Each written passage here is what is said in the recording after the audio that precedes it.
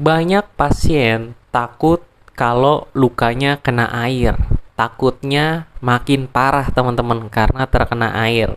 Nah, pada video kali ini kita akan bahas ya benernya boleh nggak sih luka itu terkena air.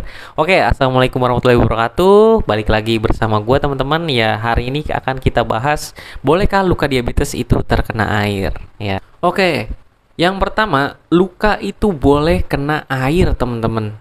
Ya, jadi luka diabetes itu yang umum yang kronis, bernanah, berbau, ya itu boleh kena air. Bahkan gua nyucinya juga menggunakan air mineral.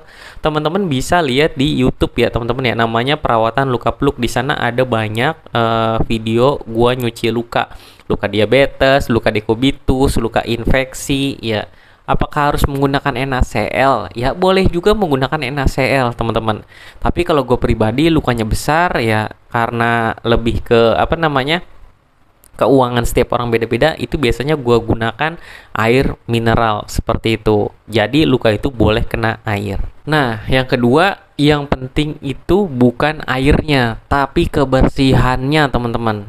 Ya kayak NaCl, ya NaCl yang penting masih tertutup atau enggak bukan yang expired. Ya kalau air mineral, kalau gue pribadi sih menggunakan air kemasan ya teman-teman ya. Gue pernah baca kalau di luar negeri itu boleh menggunakan air air tanah gitu. Cuman kalau di Indonesia jangan, karena apa? Karena takutnya sumurnya tercemar E. coli teman-teman. Karena kan jarak ya kalau di Indonesia ya, jarak sepiteng sama sumur itu kan harusnya rentang jauhnya kalau gua nggak salah baca itu 10 meter teman-teman. Tapi kan kita nggak tahu ya kan, di tetangga kita gali sepitengnya di mana, sumur kita di mana, takutnya berdekatan. Nah jadinya kotor seperti itu. Jadi baiknya menggunakan air kemasan seperti itu sih pendapat dari gua, air galon gitu teman-teman yang biasanya gua gunakan. Yang ketiga, jangan ngerendam luka di air teman-teman. Ya, jadi kalau gue pribadi hanya mencuci luka, tidak merendam luka di air. Kadang banyak beberapa pasien gue yang katanya kakinya lukanya tuh direndam di air garam. Gue juga nggak tahu dah teman-teman itu gimana. Alhasil infeksi malah terjadi. Itu yang beberapa kali gue temuin. Jadi jangan merendam luka di air. Ya walaupun ada beberapa gue dapat pasien menggunakan air PK ya. Teman-teman tahu kan air yang ungu itu ya. Sebenarnya yang gue tahu ya kalau di perawatan luka itu sudah tidak direkomendasikan menggunakan air PK teman-teman, karena kan sekarang tuh juga udah banyak ya teman-teman ya, kalau mau pakai antiseptik kan bisa ada yang kandungannya HOCl, ada yang kandungannya PHMB, ada banyak macamnya seperti itu, oktadin ya macam-macam. Jadi jangan merendam luka sih kalau dari gua. Kalau kompres pakai antiseptik itu masih oke. Nah, yang keempat, kalau udah kena air berarti lukanya harus dikeringkan teman-teman, ditap-tap pakai kasa ya.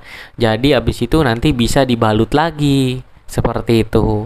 Ya, jadi habis kena basah ya, habis dicuci lukanya dikeringkan, ditap-tap-tap ya biasanya udah kering. Ya kalau gua pribadi habis itu kompres antiseptik, habis itu baru kasih salep dan dibalut lukanya seperti itu. Yang kelima, jika luka itu besar atau seperti meradang, infeksi, nah ini teman-teman perlu konsultasi dulu ke perawat luka teman-teman. Ya, jadi konsultasi dulu baiknya gimana, apa teman-teman cara perawatannya salah, ataukah gulanya terlalu tinggi. Nah ini harus perlu ada yang dikaji dulu teman-teman. Ya, jadi kalau dirasakan tidak membaik, langsung konsultasi teman-teman. Ya, jangan nunggu waktu lama-lama, sehari tidak membaik, langsung konsul. Tapi kalau sehari aman-aman aja ya, dalam artian kalau nggak membaik gimana ya, makin meradang, makin nyeri dan lain-lain. Nah ini perlu konsultasi lebih lanjut. Jadi intinya kalau gue pribadi berdasarkan gue praktek di lapangan ya teman-teman ya, jadi kalau pasien itu mau ganti balutan, ada yang gue suruh mandi dulu, nggak apa-apa, lukanya basah tuh nggak apa-apa. Nanti pas gue ganti balutan biasanya kan langsung gue bersihin lagi, itu nggak apa-apa. Jadi lukanya gue sekalian cuci gitu teman-teman, karena kan ada banyak pasien gini, nggak mau mandi takut lukanya kena air, padahal pas gue nyuci luka pun gue airin gitu kan ya. Makanya jangan sampai, gue sih kalau ngerawat luka bukan masalah di lukanya aja, tapi kebutuhan dasarnya tuh juga harus terpenuhi.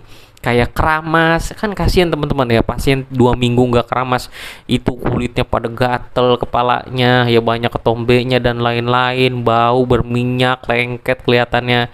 Nah biasanya kalau gue mau ngelakuin perawatan luka untuk pasien yang memang gue rutin datang, itu biasanya langsung gue suruh mandi. Jadi sebelum gue datang udah mandi. Misal gue datang jam 10 ya, jam 9 gue suruh mandi. Jadi pas gue sampai sana tempat pasien, ya pasien langsung gue ganti gitu lukanya dan balutannya. Jadi intinya bukan masalah boleh kena air, tapi kebersihan airnya tersebut. Ya, mungkin itu aja sih teman-teman video kali ini dari gua. Sampai ketemu lagi di video selanjutnya. Wassalamualaikum warahmatullahi wabarakatuh.